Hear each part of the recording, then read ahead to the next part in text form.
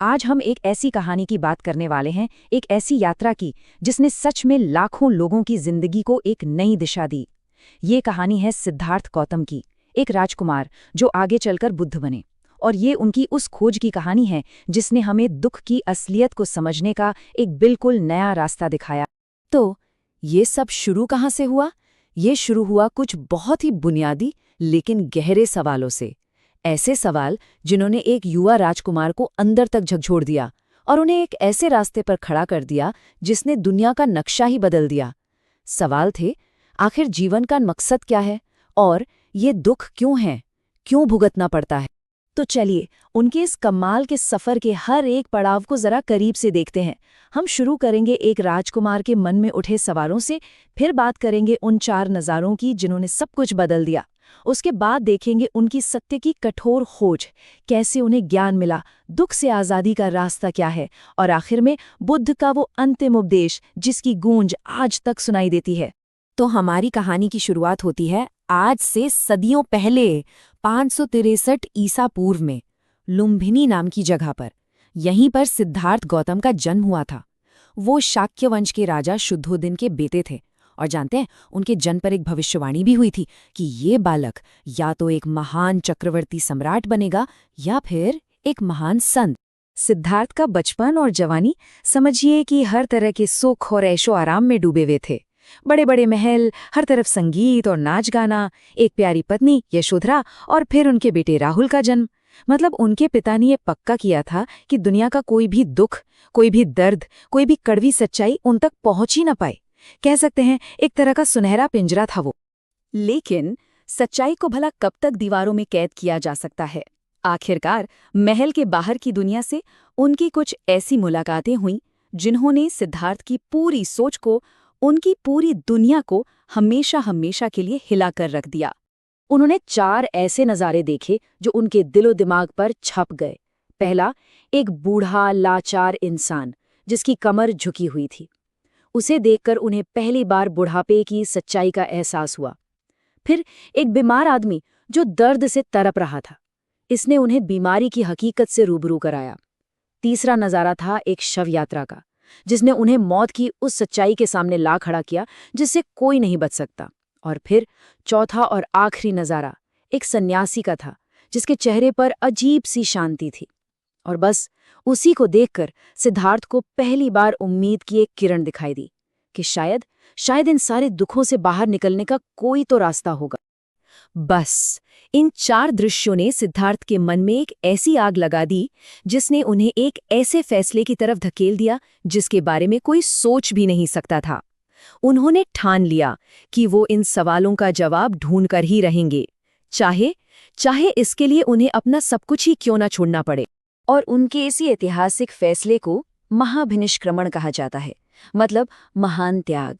सोचिए, सिर्फ 29 साल की उम्र में एक रात वो चुपचाप उठे, अपने सोते हुए परिवार, अपने राजपाट, अपनी पूरी की पूरी दुनिया को पीछे छोड़ा और सत्य की खोज में एक आम सन्यासी की तरह निकल पड़े।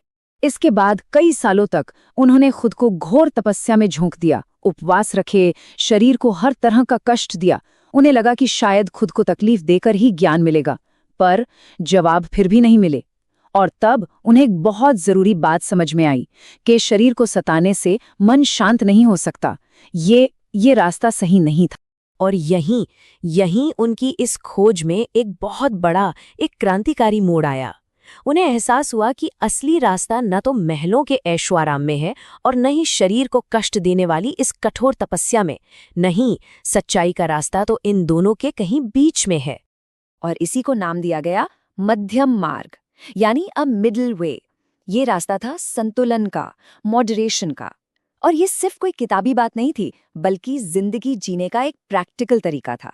मतलब किसी भी चीज की अति से बचना और एक बैलेंस खोजना। ये बात आज भी कितनी जरूरी है ना। तो बस इसी मध्यम मार्ग को अपनाकर वो बोधगया पहुंचे और एक पीपल के पेड़ के नीचे ध्यान लगाने बैठ गए। और उन्होंने एक संकल्प लिया कि जब तक परम सत्य का ज्ञान नहीं हो जाता वो यहां से नहीं उठेंगे। और फिर पूरे 49 दिन और 49 रातें वो गहरे से गहरे ध्यान में डूबे रहे। और फिर वो रात आई, वैशाख पूर्णिमा की वो ऐतिहासिक रात। अज्ञान का सारा अंधेरा छट गया और उन्हें परम ज्ञान की अनुभूति हुई।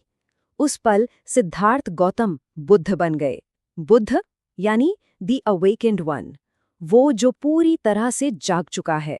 अब देखिए, ज्ञान मिलने के बाद बुद्ध ने ये नहीं सोचा कि इसे बस अपने तक ही रखें। नहीं, उनका दिल करुणा से भर गया और वो अपना ये ज्ञान पूरी दुनिया के साथ बांटने के लिए सारनाथ पहुंचे।